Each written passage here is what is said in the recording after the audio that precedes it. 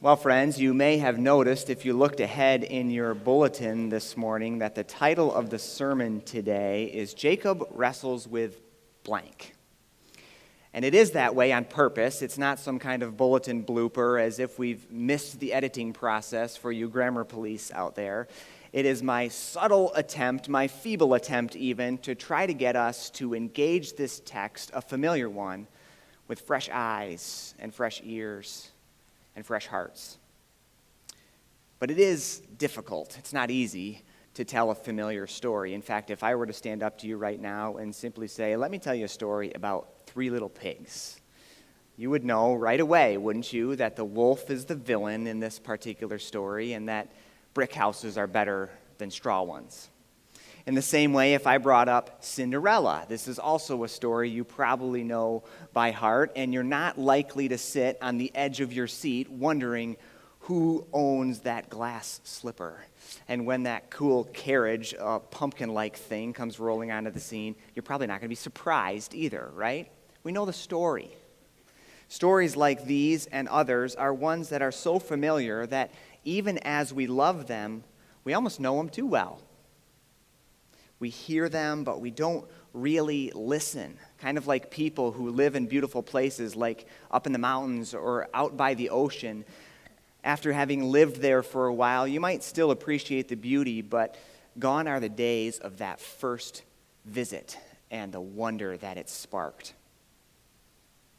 Well, today's text is a bit like that, and maybe not for all of us, but for many of us, this story is a familiar one. So my way of titling this sermon in this crafty way has probably already lost its punch. You might already know how to fill in that blank. In fact, let's just do it together from the start. Say it out loud. Jacob wrestles with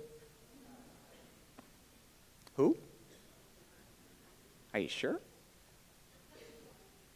Maybe, but I want to invite you to try to engage this story as if you're hearing it for the first time today, and we can wrestle with it a bit too. So listen to the story from the book that we love as it comes to us, Genesis chapter 32, starting at verse 22. It says this: That same night, Jacob, got up and took his 2 wives, his 2 maids, and his 11 children, and crossed the ford at Jabbok. He took them and sent them across the stream, and likewise everything that he had. And Jacob was left alone, and a man wrestled with him until daybreak. When the man saw that he did not prevail against Jacob, he struck him on the hip socket, and Jacob's hip was put out of joint as he wrestled with him there. And then he said, "Let me go, for the day is breaking." But Jacob said, "I will not let you go until you bless me." So he said, "What is your name?" And he said, "Jacob." And then the man said, "You shall no longer be called Jacob, but Israel, for you have striven with God and with humans and have prevailed." Then Jacob asked him, "Please tell me your name." But he said, "Why is it that you ask me my name?" And there he blessed him. So Jacob called the place Peniel, saying, "For I have seen God face to face, and yet my life is preserved." The sun rose upon him as he passed Penuel, limping because of his hip. Friends, this is the word of the Lord.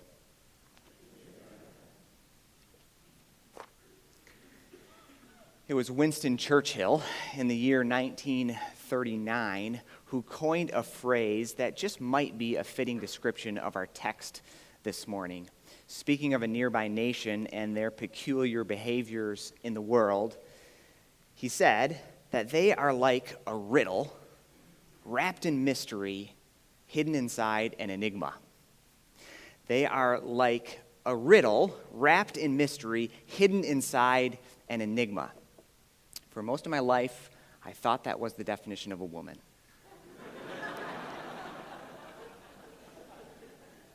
It's payback for Lindsay's comment a few weeks ago.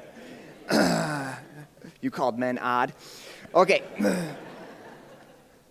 Maybe you noticed it as I was reading the text. It is a bit of a stilted text. It doesn't read smoothly. There's awkwardness all throughout it. There's untranslatable words and questions that end up being left unanswered. There's a place that has misspellings. It's spelled differently in 2 times. And then throughout it, there's this dialogue that seems to just skip along. All of this has led the scholars who study the text to admit quite openly that this passage is really a puzzle and that its style is even fitting to its subject. It's a story about wrestling that requires the reader to wrestle with it. And that's what I intend to do with you this morning as we study this story of wrestling together. But first, I want to tell you my own story of wrestling. So step back with me, if you will, to the year 1994. We're together in a sweaty gymnasium at Millbrook Christian Middle School in Grand Rapids, Michigan. I'm in 7th grade, and I have just joined the wrestling team. My weight class? 80 pounds. Right? That's where we play for keeps. Come on. Well, if you've never been to a wrestling match before, I'll tell you, easily, the most uncomfortable thing at a wrestling match is easily the outfits. If you can even call them that. If you've ever seen one of these things, I'm sorry. If you've ever had to wear one, I'm double sorry. They call it a singlet, and it feels like one. Slip into a singlet like that, especially in middle school, and if your voice wasn't already squeaking, it is now. Adding insult to injury to the singlet is the helmet. I don't know what's worse when that comes to the helmet. What's more ridiculous, the way it looks or the way it feels? Either way, you put those 2 things on in the locker room, and eventually you have to step out in public. And when you do that, you realize that wrestling is almost always a risky endeavor. There's high stakes. You're out there all alone, you're uncomfortably exposed, and the whole world is watching. Or at least that's the way it feels.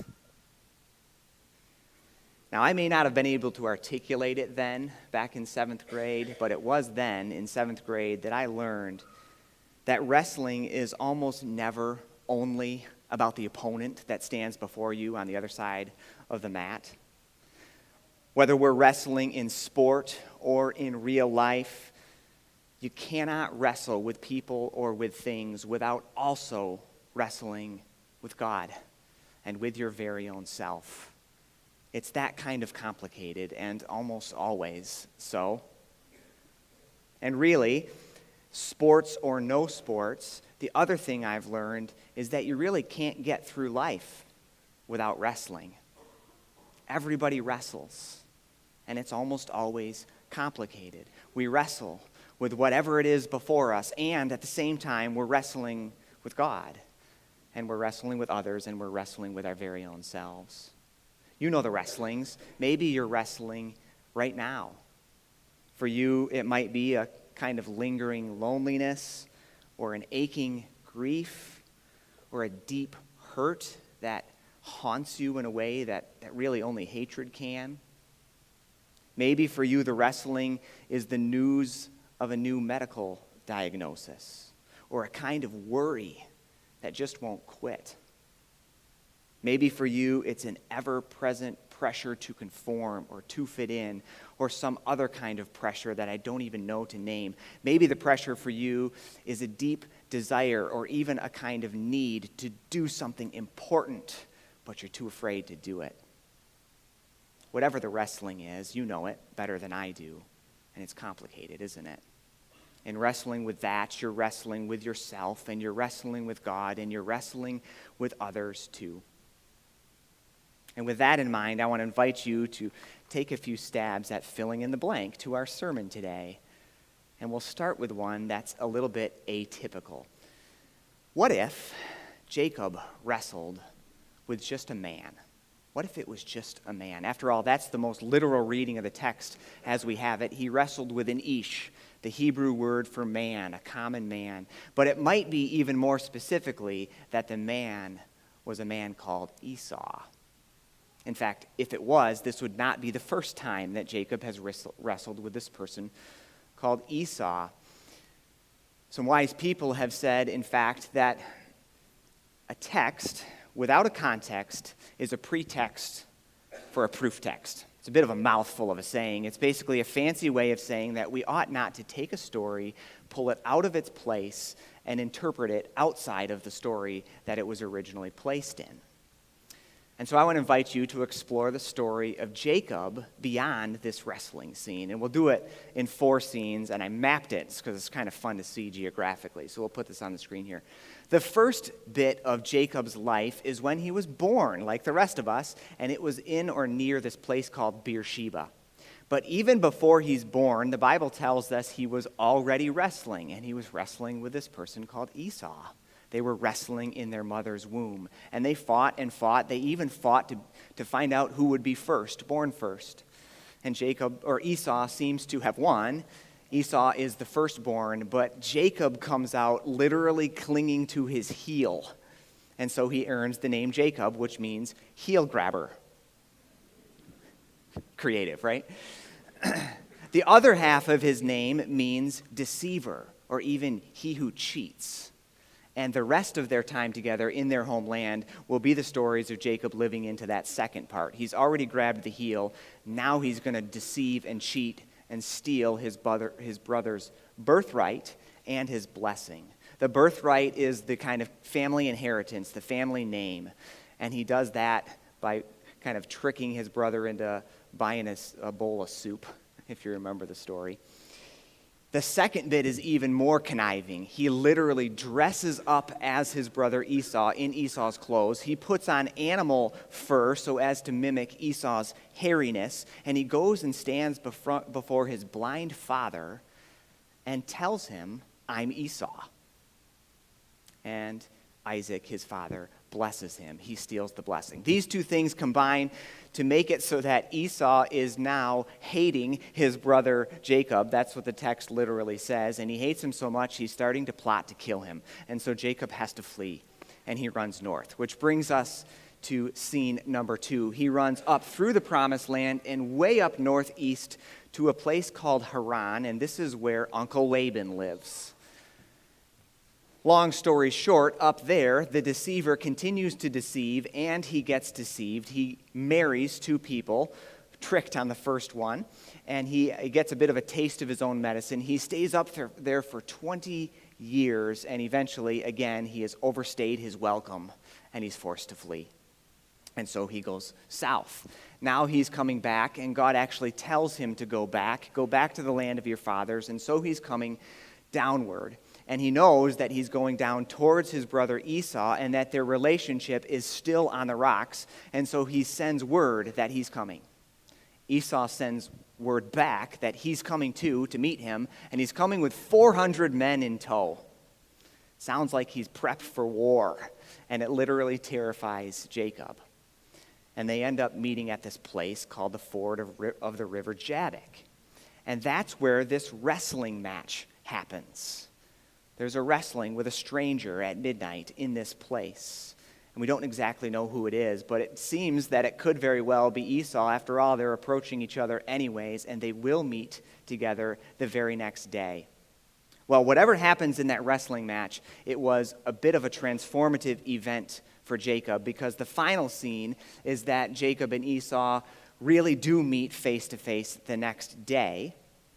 And as they meet face to face, to everyone's surprise, they actually have a peaceful encounter, and then they go their separate ways. Jacob goes off to Shechem in the land of the promise, where his people become called the Israelites. Esau goes back to the land of Edom, and his people become called the Edomites.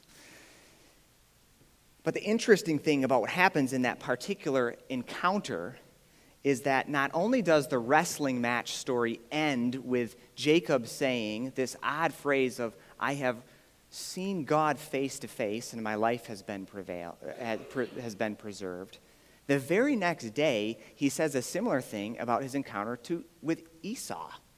He actually says, in seeing Esau, that I have seen the face of God. So whatever happened in that wrestling match that night, it changed his experience with his brother, and maybe for the very first time, he actually sees Esau as a person. He even sees God's face in Esau as a person created in the image of God. One of my favorite Bible interpreters, especially the Old Testament, is a guy named Rabbi Jonathan Sacks. And he says that it just might be that this wrestling match that happens at midnight is an instance called where Jacob comes face to face with what's called mimetic desire. Mimetic desire is the desire to have what someone else has because you want to be what that other person is. When I was growing up, Michael Jordan was the great hero on the basketball court, and there was an awesome Gatorade commercial you might remember where the jingle was catchy. I still remember it. It was basically, I want to be like Mike. Well, Jacob's life story, especially the whole first half of it, seems to be his version of that song taken up a notch. It would be, I want to be Esau. And all life long, he has kind of scrambled and cheated and deceived his way into getting the Esau life. And finally, at this wrestling match, he squares off with a stranger at night, perhaps his own brother. And the end result of it is that for the first time, he becomes his own person, complete with a new name, and he's actually able also to see his brother as a different person and to see the face of God in his brother. Oscar Wilde is the great one who I think is quoted with saying, just be yourself. Everyone else is already taken. That might be one of the things that Jacob realized on this wrestling night. But now let's turn and fill in the blank a little bit differently. What if instead the blank is filled in with what tradition has said it is, that Jacob that night wrestled with God? Or maybe with an angel that represents God. That's by far the majority opinion of what happened this night. And even if you have an NIV Bible, the mystery is kind of pre-disclosed for you. The title says Jacob wrestles with God. And this is what many people have thought as what happened on that particular night. This is the verse that I think is really insightful for this wrestling match, especially if it was God. It says in verse 25, the man saw that he did not prevail against Jacob, and so he struck him on the hip socket, and Jacob's hip was put out of joint as he wrestled with him. You have to listen carefully to that verse. You have to do that with every verse in this text. But there seems to be two things at odds in those verses right there. The first half makes it sound like this is an even match, that it would be a mano-a-mano kind of wrestling match, and it's even all night long, and it looks like it's going to be a draw. But then, all of a sudden at the end, this being, God or an angel, does something that few of us could do. He just hits the hip, and it pops out of joint, and all of a sudden the whole game is changed. Jacob is immobilized. And you sit there and you wonder, why didn't God do that in the first place, right? Why wrestle the whole night long for that? I think it's a brilliant strategy. Perhaps you've seen people arm wrestling before, in which one person is very clearly stronger than the other one, but the lesser one, the weaker one, doesn't know it. They think they're really going to win. And so this might happen with parents and with children. And so you arm wrestle, and the strong one kind of has this grimace of a face like you're trying so hard, and you let it go for all night long, or so it seems. And you're almost starting to lose, and the person you're against even takes their elbow up and starts to move. They start to cheat and push with both hands. But then all of a sudden, when the opponent, the weaker one, is utterly exhausted, they've tried everything and it hasn't worked, finally, boom, it's done. That is an enlightening experience, right? At that moment, you realize, holy cow, all of my best efforts were never going to get me there anyways. My way of being is not going to get me through this night, Jacob realizes. Up until this point, Jacob has been maybe the epitome of the self-made man. He is one who pulls himself up by the bootstraps. If he wants it, he goes out to get it, and he grabs it. And it's worked Time and again, Jacob's way in the world has been to cheat and deceive, and climb his way to the top, to rely on his own strength, and it's worked. This is the moment where he tries his best and finds that it comes up short, almost laughably so. Boom. He realizes it's not going to work anymore, and he's at rock bottom.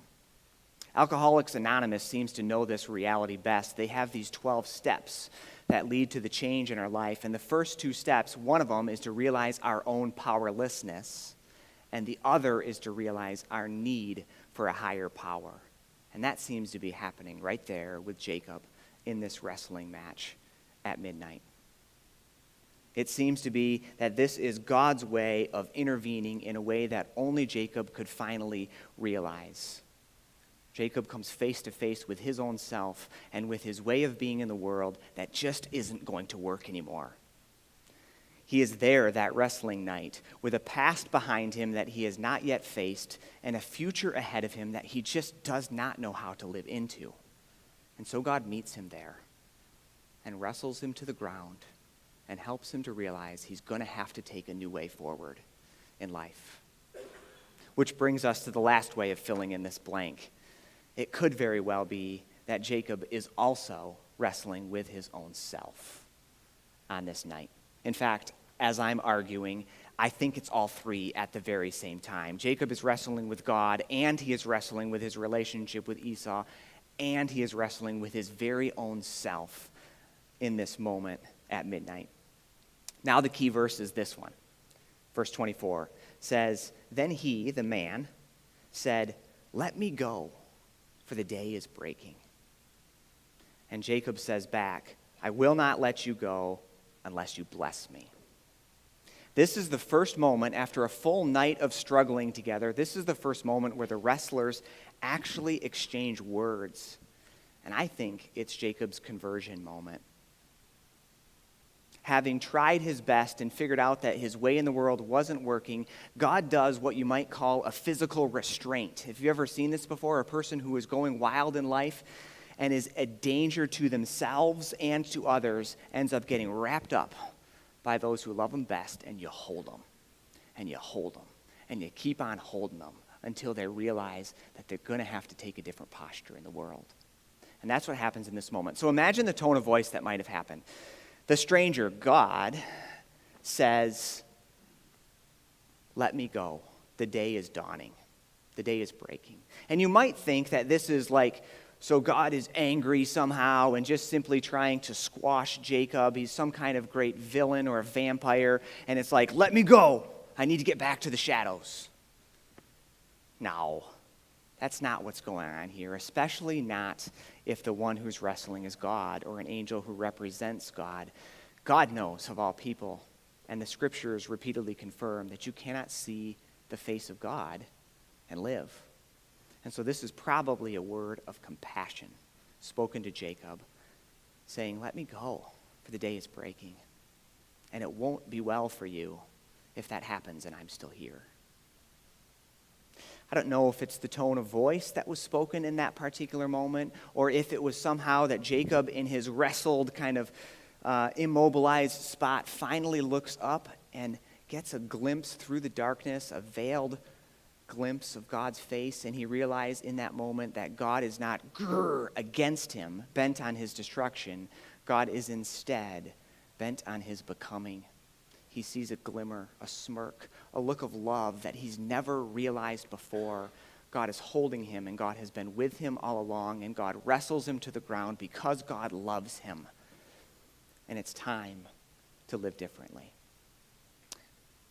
Then Jacob responds. His words are really interesting, right? If he simply wanted to win or to expel this wrestling stranger, he would say, "Be gone, get out of here. I don't care what you think. I don't want to see you again." But that's not what he says. And that's why this is probably his conversion moment. He says, "I will not let you go until you bless me."